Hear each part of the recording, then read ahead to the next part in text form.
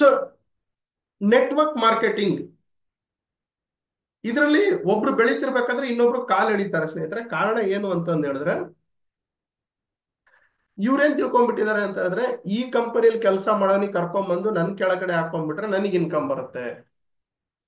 ಈ ರೀತಿಯಾದಂತ ತಪ್ಪು ಕಲ್ಪನೆಯಲ್ಲಿ ಇದ್ದಾರೆ ಹೊರತು ಅವರ ಟೀಮಿನಲ್ಲಿ ಇರೋರಿಗೆ ನಾನು ಲೀಡರ್ ಹೇಗೆ ಮಾಡಬೇಕು ಅನ್ನೋ ಪರಿಜ್ಞಾನ, ಯೋಚನೆಗಳು ಇಲ್ಲ ಸ್ನೇಹಿತರೆ ಅವರಿಗೆ. ನಾನು ಇದು 20 ವರ್ಷದಲ್ಲಿ ನೋಡ್ಬಿಟ್ಟೆ. ನನಗೆ 18-19 ವರ್ಷ ಇರ್ಬೇಕಾದ್ರೆ ನೆಟ್ವರ್ಕ್ ಮಾರ್ಕೆಟಿಂಗ್ ಒಳಗಡೆ ನಾನು ಪಾದಾರ್ಪಣೆ ಮಾಡ್ಬಿಟ್ಟೆ. ಎಲ್ಲವನ್ನ ನೋಡಿ ಈಗ ನೆಟ್ವರ್ಕ್ ಇಂಡಸ್ಟ್ರಿಯನ್ನ ಸ್ವಚ್ಛಪಡಿಸ್ಬೇಕು, ನೆಟ್ವರ್ಕ್ ಇಂಡಸ್ಟ್ರಿಯನ್ನ ಚೆನ್ನಾಗಿ ಕಟ್ಟಬೇಕು. ನಾನು ಯಾವುದೋ ಒಂದು ಕಂಪನಿಯಲ್ಲಿ ಐಡಿ ಹಾಕಿ ಕೆಲಸ ಮಾಡಿದ್ರೆ ನಾನು ಆ ಕಂಪನಿಯಲ್ಲೇ ಕುತ್ಕೊಂಡಂಗ ಆಗತ್ತೆ, ಆ ಕಂಪನಿ ಪ್ರಚಾರ ಮಾಡ್ದಂಗ ಆಗತ್ತೆ. ಬೇಡ. ನಾನು ಒಂದು ಕಂಪನಿಯನ್ನ ಉದ್ಘಾಟನೆ ಮಾಡಿ ನನ್ನದೊಂದು ಸ್ವಂತ ಕಂಪನಿ ಮಾಡ್ಕೊಂಡ್ರೆ ನಾನು ಹಣ ಮಾಡ್ದಂಗ ಆಗತ್ತೆ. ಬೇಡ. ನಾನು ಇಂಡಸ್ಟ್ರಿ ಪರವಾಗಿ ಧ್ವನಿ ಎತ್ತಾನ ಅನ್ನೋದು ನನ್ನ ಉದ್ದೇಶ ಆಯ್ತು.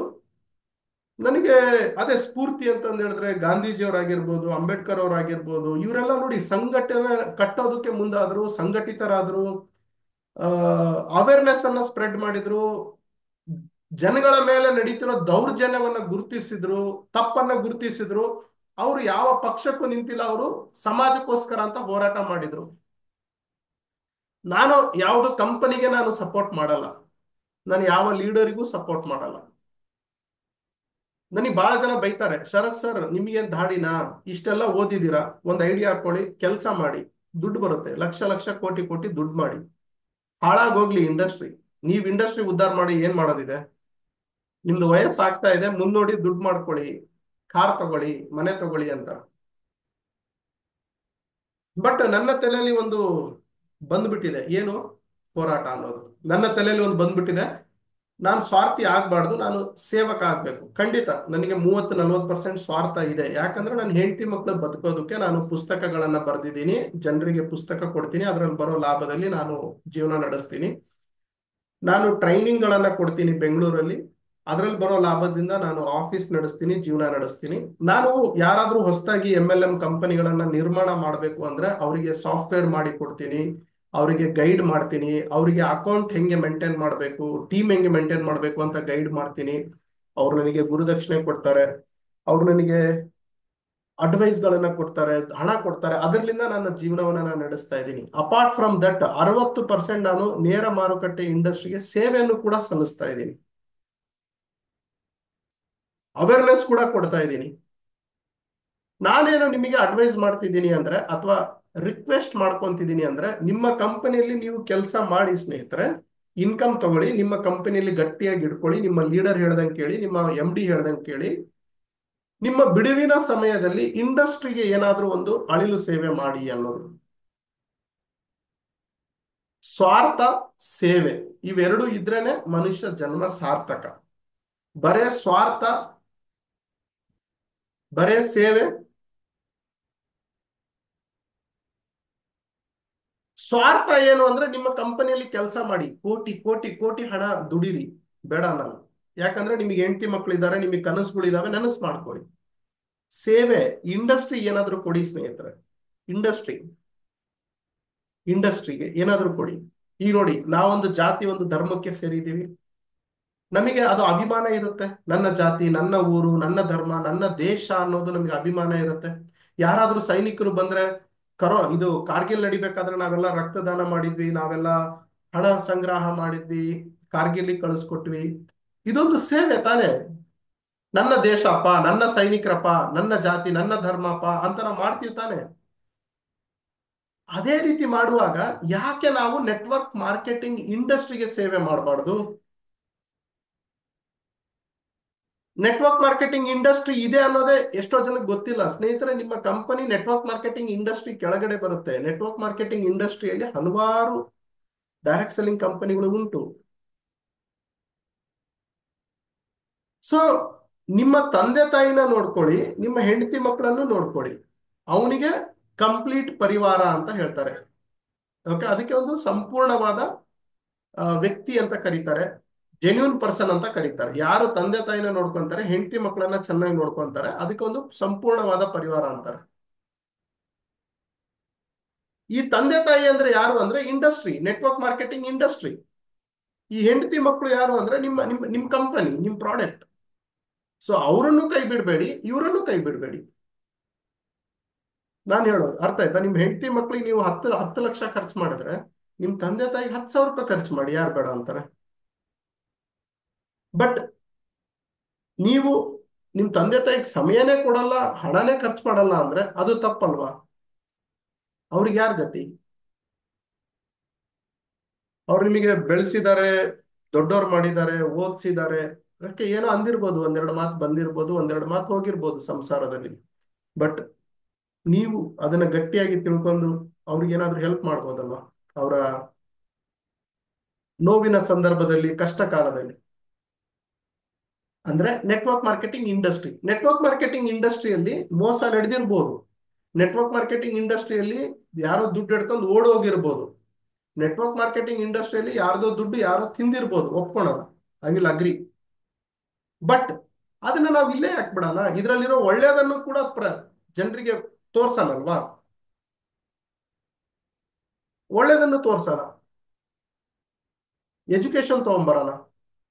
ಸೊ ಯಾಕೆ ಈ ಚಿಕ್ಕ ಚಿಕ್ಕ ದೇಶಗಳು, ಮಲೇಷಿಯಾ ಅಂತ ದೇಶ, ಮೆಕ್ಸಿಕೋ ಅಂತ ದೇಶ, ಬ್ರೆಜಿಲ್ ಅಂತ ದೇಶ, ಜರ್ಮನ್ ಅಂತ ದೇಶ ನಮ್ಗಿನ ಮುಂದೆ ಇದ್ದಾವೆ ಅಂದ್ರೆ ಅಲ್ಲಿ ಏಕತೆ ಇದೆ ಸ್ನೇಹಿತರೆ, ಒಗ್ಗಟ್ಟಿದೆ. ಎಲ್ಲಾ ನೆಟ್ವರ್ಕರ್ ಅಲ್ಲಿ ಒಗ್ಗಟ್ಟಿದೆ. ಇವತ್ತು ನೋಡಿ ನಮ್ಮ ಆಟೋ ಡ್ರೈವರ್ಸ್ ಅಲ್ಲಿ ಒಗ್ಗಟ್ಟಿದೆ. ಈ ಏಕತೆ, ಒಗ್ಗಟ್ಟು ಎಲ್ಲಿರುತ್ತಲ್ಲ ಅಲ್ಲಿ ಬಹಳಷ್ಟು ಜನರಿಗೆ ಲಾಭ ಆಗುತ್ತೆ. ಈಗ ನೋಡಿ, ಯಾವ್ದೋ ಒಂದು MLM ಕಂಪನಿ ಮೋಸ ಮಾಡಿ ಓಡೋಗ್ತಿದೆ ಅಂತಂದ್ರೆ ಕಾರಣ ಏನಿರ್ಬೋದು ಅಂದ್ರೆ ಅವ್ರಿಗೆ ಗೊತ್ತಿದೆ ನಾವೆಲ್ಲ ಒಗ್ಗಟ್ಟಿಲ್ಲ ಅಂತ. ಈಗ ನೋಡಿ, ಯಾರೋ ಒಬ್ಬ ಆಟೋ ಡ್ರೈವರ್ ಮೋಸ ಮಾಡಿ ಏನಾದ್ರು ಮಾಡಿದಾನಂದ್ರೆ ಆಟೋ ಸಂಘಟನೆಯವ್ರು ಹೋಗಿ ಅವ್ನಿಗೆ ಬುದ್ಧಿವಾದ ಹೇಳ್ತಾರೆ, ಬೈತಾರೆ, ಹೊಡಿತಾರೆ, ಅಥವಾ ಅವ್ನಿಗೆ ಎಳ್ಕೊಂಡು ಪೊಲೀಸ್ ಸ್ಟೇಷನ್ಗೆ ಕೊಡ್ತಾರೆ. ಹಾಗಾಗಿ ಆಟೋದಲ್ಲಿ ಆ ಸಂಘಟನೆಯಲ್ಲಿ ಇರೋರು ಭಯ ಪಡ್ತಾರೆ, ಇಲ್ಲಿಗಲ್ ಕೆಲಸ ಮಾಡಕ್ಕೆ, ತಪ್ಪು ಕೆಲಸ ಮಾಡಕ್ಕೆ ಭಯ ಪಡ್ತಾರೆ. ಹೌದಲ್ವಾ? ಯಾಕಂದ್ರೆ ಅಲ್ಲಿರುವಂತ ಹಿರಿಯರು, ಸಂಘಟಿತರು ಅವರಿಗೆ ಬುದ್ಧಿವಾದ ಹೇಳ್ತಾರೆ, ಬೈತಾರೆ. ಅಂದ್ರೆ ನಾನು ಒಂದು ಉದಾಹರಣೆ ಕೊಡ್ತಾ ಇದ್ದೀನಿ. ಹಾಗೆ ಹಾಗೆ ಈಗ ನೆಟ್ವರ್ಕ್ ಮಾರ್ಕೆಟಿಂಗ್ ಅಲ್ಲಿ ಯಾಕೆ ಜನ ಬಂದು ಲೂಟಿ ಮಾಡಿ ದುಡ್ಡು ಹೊಡ್ಕೊಂಡು ಓಡೋಗ್ತಿದ್ದಾರೆ? ಯಾಕಂದ್ರೆ ಇಲ್ಲಿ ಯಾರು ಸಂಘಟಿತರಾಗಿಲ್ಲ. ಇಲ್ಲಿ ಯಾರಿಗೂ ಖುಷಿ, ಯಾವ್ದೋ ಒಂದು ಕಂಪನಿ ಓಡೋಗ್ಬಿಡ್ತು ಅಂದ್ರೆ ಇವನು ಹಬ್ಬ ಮಾಡಕತ್ ಬಿಡ್ತಾನೆ ಇನ್ನೊಬ್ಬನು. ಹಾ ಸಾರ್, ಈ ಕಂಪನಿ ಓಡೋತು, ಬರ್ರಿ ಅಲ್ಲಿರೋರಿಗೆಲ್ಲ ಎಳ್ಕೊಂಡ್ ಬಂದ್ಬಿಡಣ, ಈಗ ನಮ್ ಕೆಳಗಡೆ ಬರೋಣ ಅಂತ ಹೋಗ್ತಾನೆ. ಡೆಮೋ ಹೆಂಗ್ ಕೊಡ್ತಾನೆ ಗೊತ್ತಾ? ನೋಡ್ರಿ, ನಾ ಹೇಳಿದ್ದಿಲ್ಲ ಆ ಕಂಪ್ನಿ ಓಡೋಗುತ್ತೆ ಅಂತ, ಈಗ ಓಡೋದ್ನ ನಮ್ಮ ಹತ್ರ ಬನ್ನಿ, ನಮ್ MD ಒಳ್ಳೇದು, ನಮ್ ಕಂಪನಿ ಒಳ್ಳೇದು, ನಮ್ ಪ್ರಾಡಕ್ಟ್ ಒಳ್ಳೇದು. ಅವನು ಅಲ್ಲಿಂದ ಇನ್ನೂ ಸ್ವಲ್ಪ ನೆಗೆಟಿವ್ ನ ಹೇಳಿ ಎಳ್ಕೊಂಬರೋ ಪ್ರಯತ್ನ ಮಾಡ್ತಾನೆ ಹೊರತು ಅವನಿಗೆ ಸಮಾಧಾನ ಮಾಡಿ ಅರ್ಥ ಮಾಡಿಸುವಂತ ಪ್ರಯತ್ನ ಮಾಡೋದಿಲ್ಲ ನಾವು. ಹಾಗಾಗಿ ನೆಟ್ವರ್ಕ್ ಮಾರ್ಕೆಟಿಂಗ್ ನಲ್ಲಿ ಯಾರು ಬೇಕಾದ್ರೂ ಎಂಟ್ರಿ ಆಗ್ತಿದ್ದಾರೆ, ಕಡ್ಡಿ ಅಲ್ಲಾಡಿಸ್ತಿದ್ದಾರೆ, ಹೋಗ್ತಾ ಇದ್ದಾರೆ. ಈಗ ಇದೇ ರೀತಿ ನೀವು ಬೇರೆ ಬೇರೆದ್ರಲ್ಲಿ ಮಾಡಿ, ಯಾವುದೋ ಒಂದು ಧರ್ಮದಲ್ಲಿ, ಜಾತಿಯಲ್ಲಿ, ಯಾವುದೋ ಒಂದು ಸಂಘಟನೆಯಲ್ಲಿ ಹೋಗಿ ಕಡ್ಡಿ ಅಲ್ಲಾಡಿಸಿ ಬಿಡ್ತಾರ? ನಿಮಗೆ ಹಿಡ್ಕೊಂಡ್ ಒದಿತಾರೆ. ಯಾಕೆಂದ್ರೆ ಅವ್ರು ಸಂಘಟಿತರಾಗಿದ್ದಾರೆ, ಅವರಲ್ಲಿ ಒಗ್ಗಟ್ಟಿದೆ, ಅವರಿಗೆ ಅಭಿಮಾನ ಇದೆ. ನನ್ನ ಜಾತಿ, ನನ್ನ ಧರ್ಮ, ನನ್ನ ಸಂಘಟನೆ, ನಾನು ಇದ್ರಲಿಂದ ಅನ್ನ ತಿಂತಿದ್ದೀನಿ ಅನ್ನೋ ಅಭಿಮಾನ ಇದೆ. ಬಟ್ ಇವತ್ತು ನೆಟ್ವರ್ಕ್ ಮಾರ್ಕೆಟಿಂಗ್ ಅಲ್ಲಿ ಎಷ್ಟೋ ಜನ ಕೋಟಿ ಕೋಟಿ ದುಡ್ದಿದ್ದಾರೆ ಸ್ನೇಹಿತರೆ, ಅಭಿಮಾನ ಇಲ್ಲ. ನೆಟ್ವರ್ಕ್ ಮಾರ್ಕೆಟಿಂಗ್ ಅಂದ್ರೆ ತುಂಬಾ ಕೇವಲವಾಗಿ ಮಾತಾಡ್ತಿದ್ದಾರೆ. ಇವತ್ತು ಕೋಟಿ ಕೋಟಿ ದುಡ್ದಿದ್ದಾರೆ, ಅವರು ನೆಟ್ವರ್ಕ್ ಮಾರ್ಕೆಟಿಂಗ್ ಇಂಡಸ್ಟ್ರಿಗೆ ಏನಾದ್ರೂ ಅಳಿಲು ಸೇವೆ ಮಾಡಿ ಅಂದ್ರೆ ಬೇಡ ಸರ್ ಅಂತಾರೆ, ನಮಗೆ ಹೆಂಗಿದ್ರು ದುಡ್ಡು ಬರ್ತಿದೆಯಲ್ಲ ಅಂತ. ಸೊ ಇವತ್ತಿನ ಗುಡ್ ನ್ಯೂಸ್ ನಿಮಗೆ ಹೇಳೋದಕ್ಕೆ ಹೋಗ್ತಾ ಇರೋದು ಏನು ಅಂತಂದ ಹೇಳಿದ್ರೆ, ಭಾರತ 15ನೇ ಸ್ಥಾನದಿಂದ 11ನೇ ಸ್ಥಾನಕ್ಕೆ ಬಂದಿದೆ. ಎರಡನೇದು ಏನು ಅಂತಂದ ಹೇಳಿದ್ರೆ, ಅಮೆರಿಕ, USA, ಮೆಕ್ಸಿಕೋ ಅಂತ ದೇಶದಲ್ಲಿ ಭಾರತ ಇದು ನೆಟ್ವರ್ಕ್ ಮಾರ್ಕೆಟಿಂಗ್ ತುಂಬಾ ಅಷ್ಟು ಹೆಸರು ಮಾಡ್ತಾ ಇದೆ, ತುಂಬಾ ಕರೋಡಪತಿಸ್ಗಳನ್ನ ಕ್ರಿಯೇಟ್ ಮಾಡ್ತಾ ಇದ್ದಾರೆ. ಮೂರನೇ ಗುಡ್ ನ್ಯೂಸ್ ಏನು ಅಂದ್ರೆ, ಕರ್ನಾಟಕದಲ್ಲಿ ನಾವೆಲ್ಲ ಸಂಘಟಿತರಾಗೋದಕ್ಕೆ ನಾನು ಅಂದ್ರೆ ನಿಮ್ಮ ಪ್ರೀತಿಯ MLM ಶರತ್ ಏನ್ ಮಾಡ್ತಾ ಇದ್ದೀನಿ ಅಂತಂದ ಹೇಳಿದ್ರೆ, ಡೈರೆಕ್ಟ್ ಸೆಲ್ಲರ್ಸ್ಗೆ, ನೆಟ್ವರ್ಕರ್ಸ್ಗೆ, ನಮಗೆ ನೆಟ್ವರ್ಕರ್ಸ್ ಅಂತ ಕರೀತಾರೆ. ಓಕೆ, ಹಿಂಗೆ ಪೊಲೀಸ್, ಲಾಯರ್ಸ್, ಸ್ಟೂಡೆಂಟ್ಸ್ ಅಂತ ಕರೀತಾರೆ, ನಮಗೆ ನೆಟ್ವರ್ಕರ್ಸ್ ಅಂತ ಕರೀತಾರೆ. ನೆಟ್ವರ್ಕರ್ಸ್ಗೆ ಒಂದು ದಿನ ಇಲ್ಲ ಸ್ನೇಹಿತರೆ. ಏಡ್ಸ್ಗೆ ಒಂದು ದಿನ ಇದೆ, ಕ್ಯಾನ್ಸರ್ಗೆ ಒಂದು ದಿನ ಇದೆ. ನಾವು ಅದಕ್ಕೂ ಕಡಿ ಆಗ್ಬಿಟ್ಟಿದೀವಿ. ಅದಕ್ಕೆ ನಮ್ಗೆ ಯಾವ ದಿನಾನು ಬೇಡ ಅಂತ. ಓಕೆ. ನೆಟ್ವರ್ಕರ್ಸಿಗೆ ಒಂದು ದಿನ ಇಲ್ಲ ಸ್ನೇಹಿತರೆ, ಸರ್ಕಾರಗಳಿಂದ ಇದು ಘೋಷಣೆ ಆಗಿಲ್ಲ. ಸೊ ನನ್ನ ಉದ್ದೇಶ ಏನಂದ್ರೆ ನಾವು ಸ್ವಯಂ ಘೋಷಿತವಾಗಿ ಅನೌನ್ಸ್ ಮಾಡಿ ಡಿಸೆಂಬರ್ 23 ನೆಟ್ವರ್ಕರ್ಸ್ ದಿನಾಚರಣೆ ಅಂತ ಮಾಡ್ತಾ ಇದೀವಿ ಕರ್ನಾಟಕದಲ್ಲಿ. ಇದು ಪ್ರಪಂಚದಲ್ಲಿ ಮೊಟ್ಟ ಮೊದಲನೇ ಬಾರಿಗೆ ನಡೀತಾ ಇರುವಂತಹ ಪ್ರೋಗ್ರಾಮ್ ಪ್ರಪಂಚದಲ್ಲಿ, ನೆನ್ಪಿಟ್ಕೊಳ್ಳಿ. ಇನ್ನೂವರೆಗೂ ಯಾರು ಈ ರೀತಿ ಮಾಡಿಲ್ಲ ಪ್ರಪಂಚದಲ್ಲಿ, ಇಂಡಿಯಾದಲ್ಲ. ಎಲ್ಲಾ ನೆಟ್ವರ್ಕರ್ಸ್ಗಳು ಒಂದಾಗಿ ಒಂದು ಸೂರಿನಲ್ಲಿ ಒಂದು ರೂಫ್ ಕೆಳಗಡೆ ನಾವೆಲ್ಲ ಸೆಲೆಬ್ರೇಟ್ ಮಾಡ್ತಾ ಇದೀವಿ. ನಾವೆಲ್ಲ ಅಣ್ಣ ತಮ್ಮ ಅಕ್ಕ ತಂಗಿ ಹಾಗೆ ಒಂದು ದಿನ ಸೇರ್ತಾ ಇದೀವಿ. ಆ ಕಂಪನಿ ಈ ಕಂಪನಿ ಅನ್ನೋ ಭೇದ ಭಾವ ಇಲ್ಲ. ಅವ್ರವ್ರ ಕಂಪನಿಯಲ್ಲಿ ಅವ್ರು ಇದ್ದೇ ಇರ್ತಾರೆ. ಯಾರು ಅವ್ರವ್ರ ಕಂಪ್ನಿ ಬಿಟ್ಟು ಬರಲ್ಲ. ಯಾರಿಗೆ ಅವ್ರ ಕಂಪ್ನಿ ವ್ಯಾಲ್ಯೂ ಗೊತ್ತಿರುತ್ತೆ, ಅವ್ರ ಪ್ರಾಡಕ್ಟ್ ವ್ಯಾಲ್ಯೂ ಗೊತ್ತಿರುತ್ತೆ, MD ವ್ಯಾಲ್ಯೂ ಗೊತ್ತಿರುತ್ತೆ, ಅವ್ರು ಯಾವತ್ತೂ ಕಂಪನಿ ಬಿಟ್ಟು ಬರಲ್ಲ. ನಾನು ಹೇಳಿದ್ರು ಬರಲ್ಲ, ಅವ್ರ ಅಪ್ಪ ಅಮ್ಮ ಹೇಳಿದ್ರು ಬರಲ್ಲ.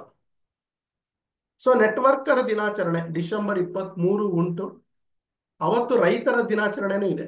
ಯಾಕೆ ಅವತ್ತೇ ನಾನು ಸ್ವಯಂ ಘೋಷಿತವಾಗಿ ಮಾಡಿದೀವಿ ಅಂದ್ರೆ, ಇದು ಸ್ವಯಂ ಘೋಷಿತವಾಗಿ, ಇದಕ್ಕೆ ಯಾವುದೇ ಸರ್ಕಾರ ಹೇಳಿಲ್ಲ ಡಿಸೆಂಬರ್ 23 ಮಾಡಿ ನೀವು ಅಂತ. ಸರ್ಕಾರಕ್ಕೆ ಅವತ್ತಿನ ದಿನ ನಾನು ಮನವಿ ಕೊಡ್ತಾ ಇದ್ದೀನಿ, ನಮಗೊಂದು ದಿನ ಅಂತ ಕೊಡಿ ಆಚರಣೆ ಮಾಡಕ್ಕೆ ಅಂತ. ಸರಿ ಮಾಡ್ತಿದ್ದೀನೋ ತಪ್ಪು ಮಾಡ್ತಿದ್ದೀನೋ ಕಮೆಂಟ್ ಮಾಡಿ. ನಮಗೊಂದು ದಿನ ಬೇಕೋ ಬೇಡವೋ, ಎಸ್ ನೋ. ಬಿಸ್ನೆಸ್ ಜ್ಞಾನ ಭಂಡಾರದಲ್ಲಿ 3 ಪುಸ್ತಕ ಇರುತ್ತೆ. 3 ಪುಸ್ತಕ ಸೇರಿ ತುಂಬಾ ಕಡಿಮೆ ಬೆಲೆಗೆ, ಅಂದ್ರೆ ಪ್ರಿಂಟಿಂಗ್, GST ಮತ್ತೆ ಸರ್ವಿಸ್ ಕೊರಿಯರ್ ಚಾರ್ಜಸ್ ಬಿಟ್ರೆ ಮತ್ತೇನು ತಗೊಂತ ಇಲ್ಲ. ಟೀಮ್ ಕಟ್ಟೋದು ಹೇಗೆ, ಕಡಿಮೆ ಸಮಯದಲ್ಲಿ ಹಣ ಹೇಗೆ ಗಳಿಸಬಹುದು. ಸೊ ತುಂಬಾ ಜನ ಪುಸ್ತಕ ತಗೊಂತಿದ್ದಾರೆ, ತುಂಬಾ ಕಡಿಮೆ ಸ್ಟಾಕ್ ಅವೈಲೇಬಲ್ ಇದೆ, ಆದಷ್ಟು ಜಲ್ದಿ ತೆಗೆದುಕೊಳ್ಳಿ. ಹಾಗಾಗಿ ಅಂಬೇಡ್ಕರ್ ಅವರು ಒಂದು ಮಾತು ಹೇಳಿದ್ದಾರೆ, ಯಾರು ಶಿಕ್ಷಣವನ್ನು ಪಡಿತಾರೆ ಅವರು ಹುಲಿಯ ತರ ಗರ್ಜನೆ ಮಾಡಬಹುದು ಅಂತ. ಹಾಗೆ ನಾನು ಕೂಡ ಹೇಳ್ತೀನಿ, ನೆಟ್ವರ್ಕ್ ಮಾರ್ಕೆಟಿಂಗ್ ಅಲ್ಲಿ ಯಾರು ಜ್ಞಾನವನ್ನು ಪಡಿತಾರೋ ನೆಟ್ವರ್ಕ್ ಮಾರ್ಕೆಟಿಂಗ್ ಅವರು ನೆಟ್ವರ್ಕ್ ಮಾರ್ಕೆಟ್ ಅಲ್ಲಿ ಹುಲಿ ತರ ಗರ್ಜನೆ ಮಾಡಬೇಕು ಅಂತ ಹೇಳಿದ್ರೆ ಈ MLM ಬಿಸ್ನೆಸ್ ಜ್ಞಾನ ಭಂಡಾರ ಪುಸ್ತಕನ ಇವತ್ತೇ ಖರೀದಿ ಮಾಡಿ. ಸೊ 97393139 ಈ ನಂಬರ್ಗೆ ಕಾಲ್ ಮಾಡಿ, ನಾನು ನಿಮಗೆ ಹೇಗೆ ತಗೋಬೇಕು ಅಂತ ಹೇಳ್ತೀನಿ. ಫ್ರೀ ಹೋಮ್ ಡೆಲಿವರಿನೂ ಇರುತ್ತೆ.